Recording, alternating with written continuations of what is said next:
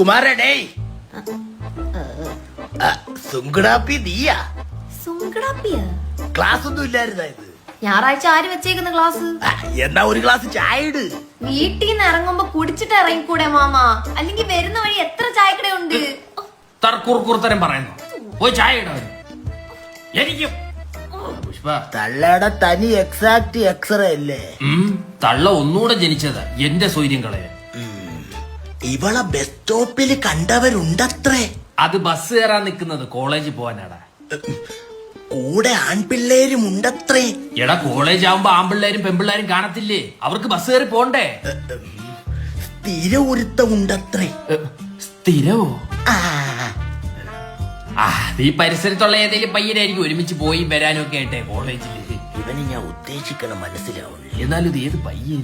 Mama Manu ഇല്ലേ? മനു അവൻ കുളിക്കുവാ. അവൻ കുളിക്കുന്നു. നീ കേറ്. അച്ഛാ എനിക്കിന്ന് ത്രെഡ് ചെയ്യാൻ പോണ, പിന്നെ പറഞ്ഞില്ലെന്ന് പറയരുത്. എപ്പ പറഞ്ഞു? ഇപ്പൊ പറഞ്ഞില്ലേ? ആ ശരിയാണല്ലോ. ചായ എന്തിയെ? പോന്ന വഴിക്ക് ഏതെങ്കിലും കടയിൽ കയറി ഞാൻ കുടിച്ചോ. അച്ഛനോ? അച്ഛനും വേണമെങ്കിൽ പൊക്കോ. ഇവളെ ഇന്ന് തന്നെ കെട്ടിക്കണം. കെട്ടിക്കാനോ? നീ നല്ല സമ്മതം ഉണ്ടേ പറയടാ. നമ്മുടെ മൂക്കട്ട കടവില് ആ വളങ്കടി മനോജിന്റെ മോനുണ്ട്. പുഴുക്കടി നന്ദു, സ്കിൻ ഡോക്ടറാ. കേട്ടിട്ട് തന്നെ ചൊറിയുന്നു. ആ എനിക്കും. നിനക്കിപ്പോ കേട്ടണോ?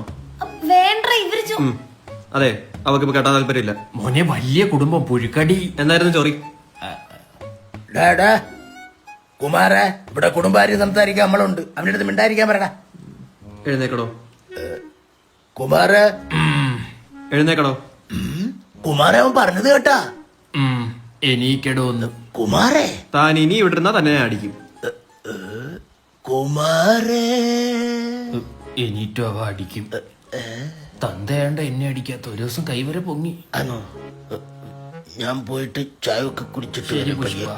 ഇനി അച്ഛനോട് മേല ഇമാതിരി കുടുംബ കീടാണുക്കളെ വീട്ടിൽ വിളിച്ച് കേറ്റിയ കേട്ടല്ല. താങ്ക്സ് മോനെ. പോടോ. ഞാൻ തട്ടോടെ കാണും.